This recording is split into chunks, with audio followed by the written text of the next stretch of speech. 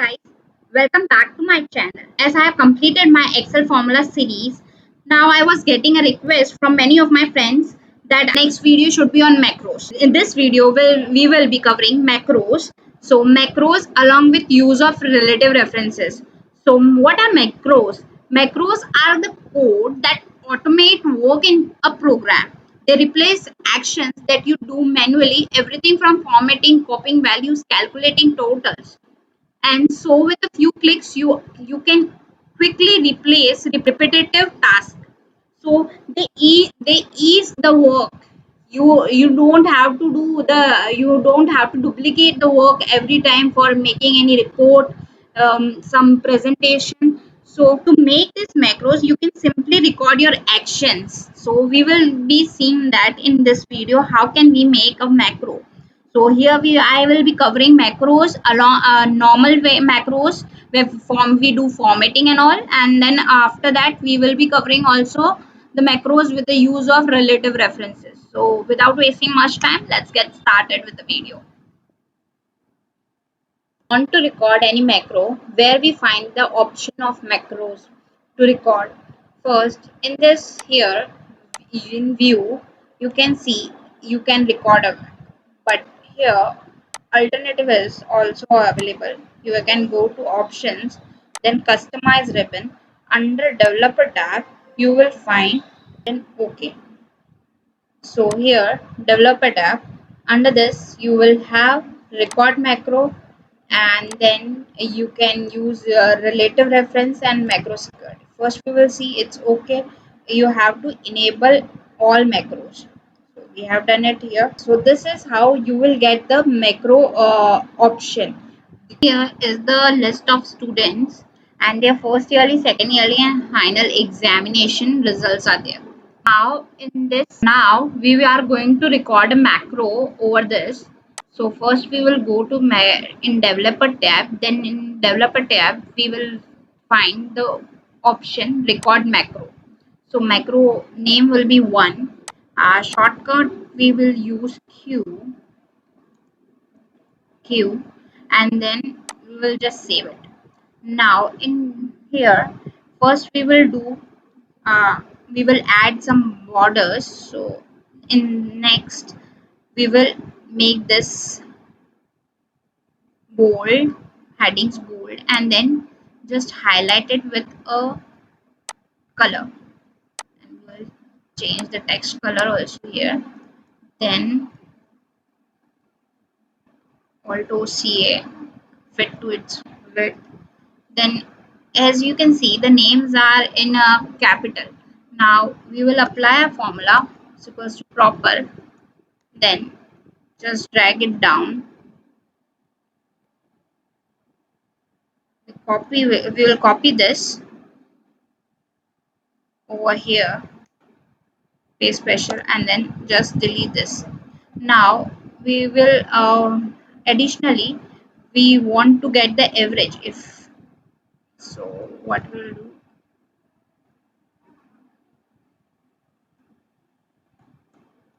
average, then we'll apply average formula over here and just drag it down. So if you don't want to have the decimal, so you can replace from that. So you can see, and if you want to further change the text into times, now again Alt CA. So this is the basic. Now we will just go to developer tab and stop recording. And now in next sheet I have the same data. Now we have recorded the macros, and now I going to apply it and run it on this format. So I'll just do Control Shift Q, which shortcut I have given. So you can see everything has been changed. This is a very basic example of macros. Then we are now next example we are going to see you with use of relative references. So let's begin. Record macro. So if I want to give the name, I can change the name over here of macro, but I don't want to right now. And if I want any shortcut key to be given, then I'll just select a shortcut key. That can depend on your preferences. And if you want to store it in new file or personal macro before book, then you can do that. This time we are doing with this book workbook only. And if you want to write some description over here, then also you can write as per your requirement. Okay, now you can see stop recording. So macros has started recording now. Use relative reference. I'll just cut this and paste over this because I have to arrange this in columnar form. This is given in row wise, so I'll just column wise, so that um, then I'll just do this. Okay, so now I'll just, it is done. I'll stop this recording. Duplicate records for this. So now I'll apply the macro over here. I have given Control Shift M and I have here applied here by that key, a shortcut key, and you can see this has been arranged in columnar format now. This is our second example. Here, the name of the students are given along with the marks they have obtained out of 100. So in this, we are going to record the macros where the macros will be able to calculate the percentages and grades. Start the macro 3. Okay. Now, shortcut here we will use P and OK. So yes, now it's started. We will write the formula here. Mass divided by 100. Now in this, we will freeze this 100 with the dollar, and we just convert this into percentage by Control Shift 5. So now we will use relative references. So we will just copy this and just drag it downwards, and here we will paste it, and with the Control Shift up arrow we will paste irrespective of number of data. It will be able to calculate the percentages of every data, irrespective of their length. If I would haven't used a relative reference, then it would have used like here total data is 25 only, so it have calculated for 25 data only. So now here next in for grades we have to apply the formula is equals to if this greater than I've just selected some criteria for grades.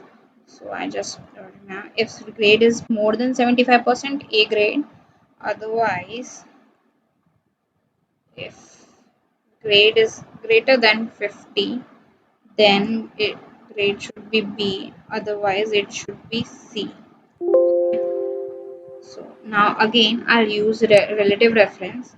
I'll just copy this and then just paste it here and drag it to the upwards and copy and stop relative reference here. I'll stop recording macros, and now in next sheet we will just apply the macro here. So we have selected Control Shift P. So you can see all the percentages and grades have been calculated. And in next sheet we'll do one thing more. We copy this formula in next sheet, and then we'll again delete this, and we will just add few names over here like Natika, Kuldeep, and we will write random maths. Okay, now here we will again do Control Shift P. Now you can see for these two new data which I have added, for that also it has calculated the percentages and grade. So this is how the macro along with reference is used. So it can surely minimize your workload. If you don't remember the shortcut key, then you can just go to view, then macros, then view macro. So here the macros are available. You have to just remember, just select the macro and run it. That's all for this video. I hope you will find this video very helpful, and if you found this helpful, then please do share with your friends. Till then, stay tuned for watching more videos. Stay healthy, stay motivated, and thank you for watching.